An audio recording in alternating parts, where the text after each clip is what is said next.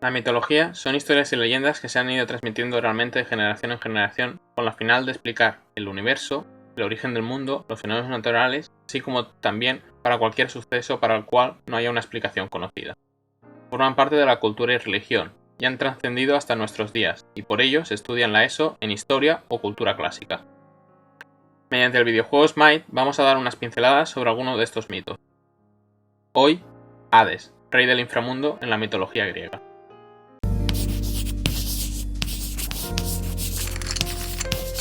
Estudia Games.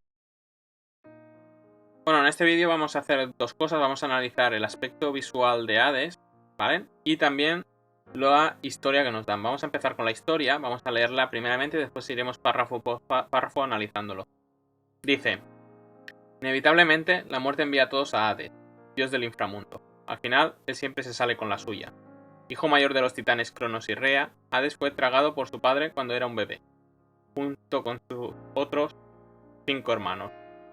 Zeus, el hermano más joven, escapó de este destino y lo liberó una vez que creció lo suficiente como para luchar contra Cronos.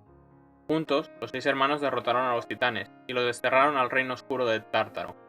Entonces, los dioses que reinan, Zeus, Poseidón y Hades, echaron a suerte su dominio.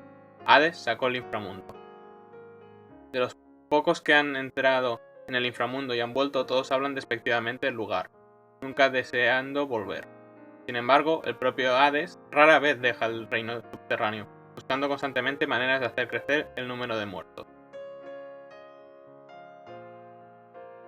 Cuando deseó una esposa, Hades capturó a la radiante Perséfone, hija de la diosa Deméter.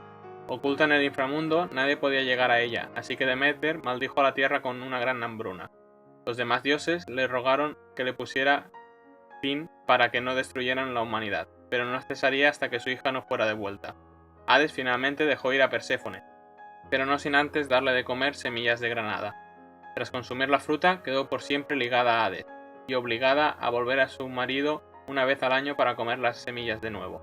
Se dice que ese periodo es de luto y la causa del invierno. Mientras que muchos temen la muerte y la ven como el mal, en verdad Hades solo se esfuerza en mantener el equilibrio. Es severo, pero justo. Como dios de los muertos y del inframundo, ve su autoridad absoluta en la materia. Prohíbe a todos abandonar su reino y se vuelve iracundo cuando se les desobedece o cuando alguien intenta engañar a la muerte o robarle. Para todo el mundo, la muerte es inevitable y el servicio al Hades inevitable, incluso para los dioses. Al analizar este párrafo puedo ver que hay un error porque dice: Hades fue tragado por su padre cuando era un bebé, eso es cierto, junto con otros 5 hermanos. Es decir, era él y 4 más. Es decir, en total eran 5. No es que fuera él y 5 más. Los hermanos fueron Deméter, Hestia, Hera, Poseidón y el propio Hades, porque el sexto hermano, que es Zeus, que más adelante lo dice, escapó de este destino. Junto con su madre Rea engañaron y no se lo tragaron. Y después él fue el que, una vez creció, ayudó a sacar a sus hermanos de dentro del padre. Tanto fue así, que es una cosa de lo que no pone por aquí, y es que hubo una guerra contra los titanes. Esta guerra se llama la Titanomaquia, y la victoria fueron para los dioses, los 6 dioses que fueron los dioses del Olimpo. Para conseguir ganar la guerra contra los titanes, hubieron cíclopes que ayudaron a los dioses otorgándole unas armas, a Zeus los truenos, a Poseidón el tridente y a Hades un casco de invisibilidad. Que quizás este casco es el que se está representando en el aspecto de Hades en el juego de Smite. Después, como dice el párrafo, Zeus, Poseidón y Hades se repartieron el mundo. Esto no lo cuenta la Ilíada. Y básicamente a Hades le tocó el reino de los muertos, es decir, el inframundo, bajo tierra, mientras que a Zeus le tocó el cielo y a Poseidón en los mares, porque la tierra era de Gea. Del siguiente párrafo nos habla de, por ejemplo, que pocos han vuelto del inframundo. Básicamente solo hay 2, Teseo, Odiseo, bueno, y Heracles, 3, podríamos decir que 3. Heracles porque venció a Hades, ¿vale? y dice que todos hablan despectivamente y nunca deseó volver. Aquiles también fue uno de los que volvieron, y en la Odisea Aquiles dice una frase que es la siguiente: no me hables con dulzura de la muerte, glorioso Odiseo. Preferiría servir como mercenario a otro antes que ser el señor de los muertos que ha perecido por la muerte de Hades a manos de Heracles. Este inframundo que le tocó a Hades está dividido en diferentes zonas: el Eliseo, los campos de Asfódelos y el Tártaro, que es donde encerraron a los titanes. El reino de Hades tiene 5 ríos: el Aqueronte, el Cócito, el Flegetonte, Lete y Estigia. El último río, Estigia, es donde Aquiles fue bañado para conseguir la inmortalidad. Era necesario navegar por estos ríos con la figura de Caronte, que era el barquero. Cuando los muertos conseguían cruzar el río mediante Caronte, llegábamos a las puertas del infierno, donde lo custodiaba Cancerbero. Cerbero no hablaremos mucho porque hay un...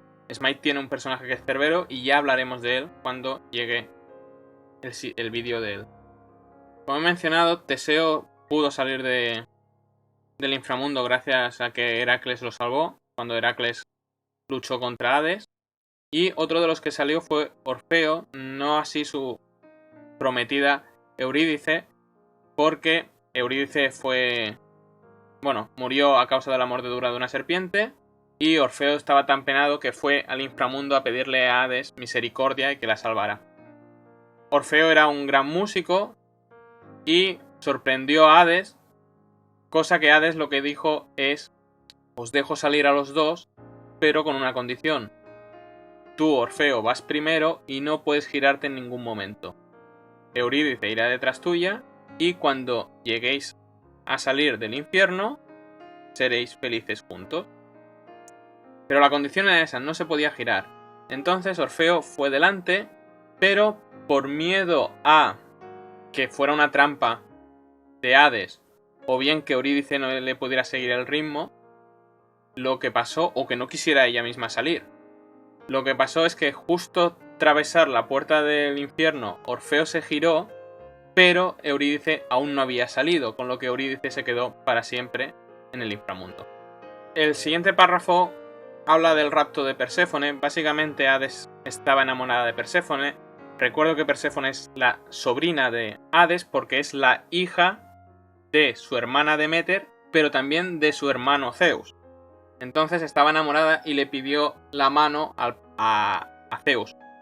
Zeus no lo veía mal, pero tampoco estaba por la labor. Pero quien sí que estuvo absolutamente en contra fue Deméter, con lo que no le concedieron la mano de Perséfone.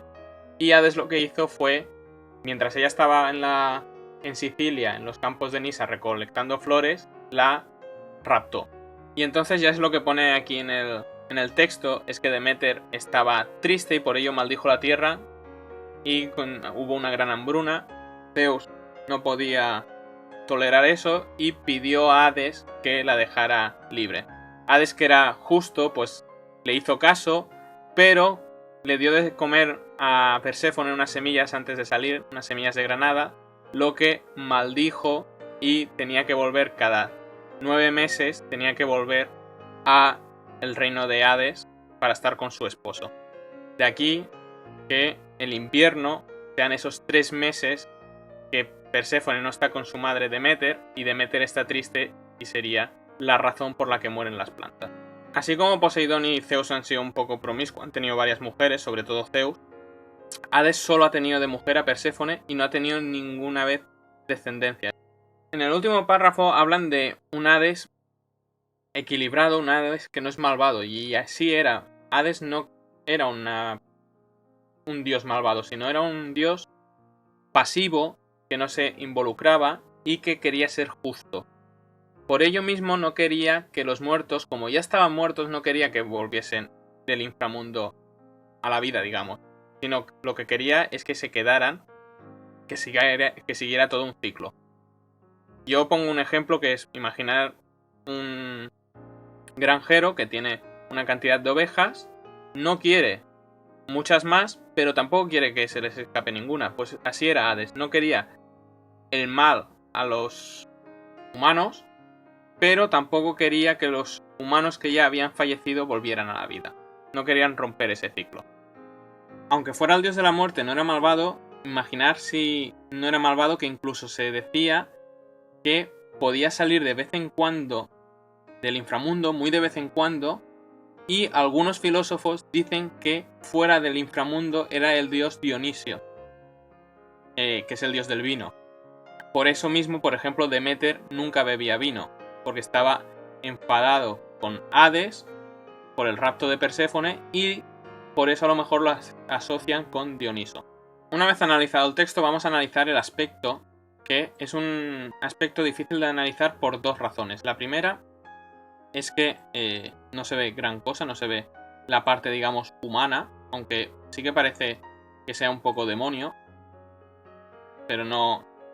Ahora lo analizaremos, pero no debe ser así. Y segundo, es un problema porque en la Grecia antigua no hay datos sobre Hades, porque no se podía hablar de él por el hecho de tener un mal augurio o se enfadara y se llevara a la muerte. No lo hacía, pero por si acaso había ese temor. Muchas veces se llamaba Plutón, que significa riqueza. Básicamente, después, con la romanización, lo llamarían Plutón. Porque al tener el reino de los muertos, todas las riquezas de los muertos se las quedaba a él. Por eso muchas veces se le otorga el cuerno de la abundancia para caracterizar esa riqueza. Las pocas esculturas que hay de él son muy poquitas, una de ellas es el rapto de Perséfone. Lo que lo hacen es como un hombre mayor, recordamos que es el mayor de los hermanos, y por lo tanto un hombre mayor con barba negra. Aquí en Smite no se sabe si es un hombre mayor, no sabemos si tiene barba, porque utiliza este casco, que podía ser el casco de invisibilidad que le dieron los cíclopes, porque si os fijáis, ocultan la cara de Hades. Otras características de Hades es su carro tirado por 4 caballos negros, que en este caso no se puede ver. Después su can cerbero, que tampoco lo podemos ver. Y el narciso y el ciprés. Este báculo podría estar hecho de ciprés y por lo tanto podría representar a Hades, pero es mucho suponer. Otro de los objetos que representa a Hades serían las llaves del inframundo, que serían las llaves para abrir la puerta del inframundo, y podían habérselas puesto para ser más fieles. Una de las cosas que me sorprende es el signo de omega mayúscula que tiene en el pecho, que lo que yo creo que quiere significar es que la letra omega es la última en el diccionario griego, y por ejemplo voy a leer un versículo del Apocalipsis, el 22:13, que dice: yo soy el alfa y el omega, el primero y el último, el principio y el fin. Y lo que yo creo es que con esta omega quieren representar el fin de la vida y la entrada al inframundo, la entrada a la muerte. Por lo tanto, resumiendo, yo creo que el aspecto está bien representado, mejorable. Voy a compararlo con dos aspectos de dos juegos diferentes. Por ejemplo, God of War, el aspecto de Hades, no sé por qué es así. Es completamente extraño, completamente raro. Y el otro que quiero comparar es con Hades, del juego Hades, donde yo creo que ahí sí que es un aspecto más semejante a la realidad, porque, realidad, a la mitología, porque es un hombre mayor, con barba y bigote, en este caso, negros, que tiene abundancia, si os fijáis en los anillos, tiene abundancia de riqueza, y sí que se asemeja más. Pero, aún así, el de Smite no está nada mal, y yo creo que es una fiel representación de lo que podría ser Hades, o de lo que los griegos podrían sentir de cómo sería Hades. Espero que os haya gustado, y pronto volveremos con otro dios. Recordad que podéis encontrar la bibliografía de este vídeo, los recursos utilizados y más ejercicios en la descripción del vídeo.